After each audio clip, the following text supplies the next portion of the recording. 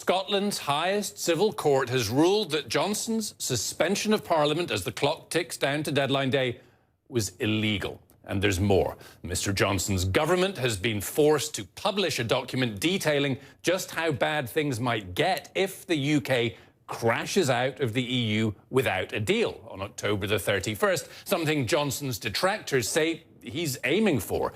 Downing Street was trying to keep that document a secret, but Parliament voted on Monday to release it. Here's CNN's Nic Robertson with more.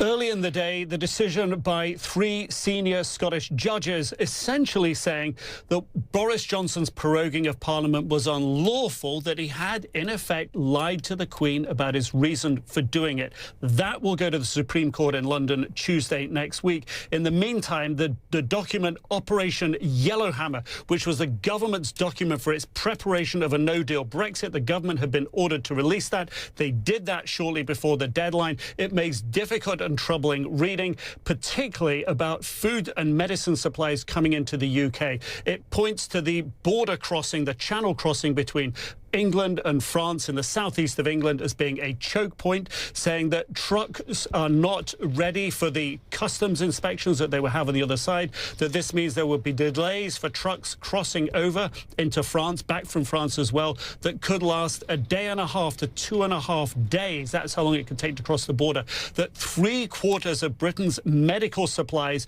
come in across that border, across the channel, and that some of those medicines are perishable, that the government cannot stockpile all the necessary medicines, and that therefore there will be shortages of medicines if there is a no-deal Brexit. They also say that there will be a shortage of some perishable food goods. They say that that will potentially drive up the price of foods, that this could affect the elderly, particularly this will come into effect prior to Christmas, a time where food products generally, there's more food products being bought and sold.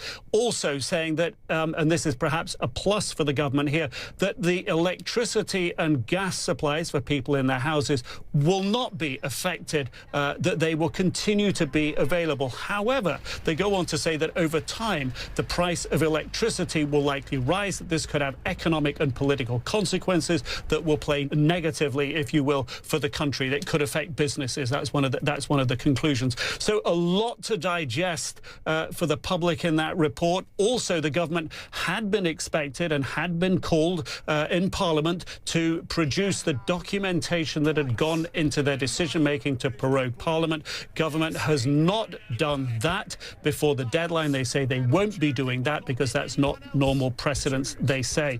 The opposition likely is going to criticise the government again, having got now in the public domain all these details in Operation Yellowhammer. Of course, the government not in session, so the opposition cannot question the government and the Prime Minister about precisely what they're doing. Now some of the more precise details are known. Nic Robertson, CNN, London. And I want to turn now to our European affairs commentator, Dominic Thomas, who joins us from Los Angeles. Dominic, I've been reading this Operation Yellowhammer.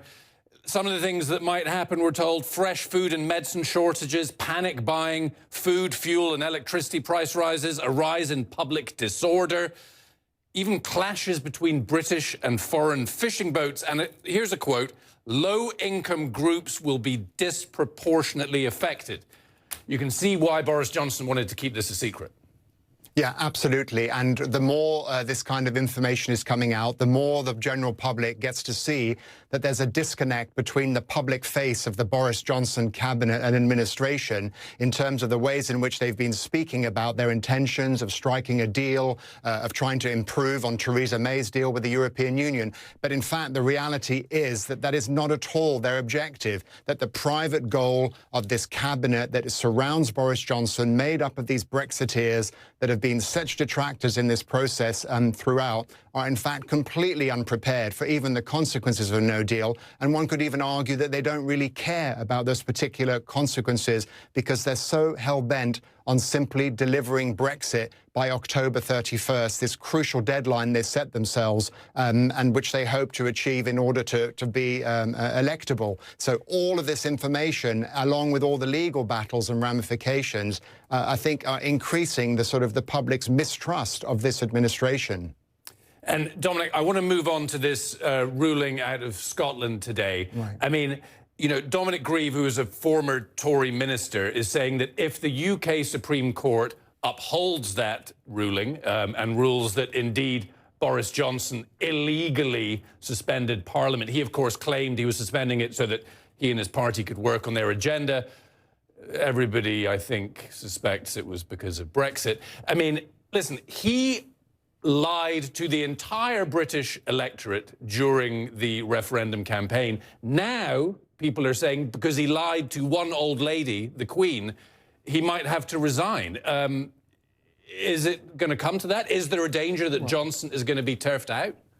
Well, I think all of these are in the realm of possibility. And not only is the Scottish verdict so interesting, but they actually, you know, reversed their decision. And in so doing, further underscored the fact that the deliberate aim of proroguing was to prevent Parliament from debating these issues, from trying to sort of maximise the opportunities of achieving a no deal. There's a discrepancy now between the earlier London ruling, and they're going to defer to the Supreme Court on Tuesday. I think no matter what the outcome of that particular verdict is, and of course there are all these legal ramifications for Boris Johnson himself, let alone, and you see in that image there, Rees-Mogg sitting behind him, is whether the Privy Council lied or misled the Queen in terms of their intentions. These are all serious, but in many ways,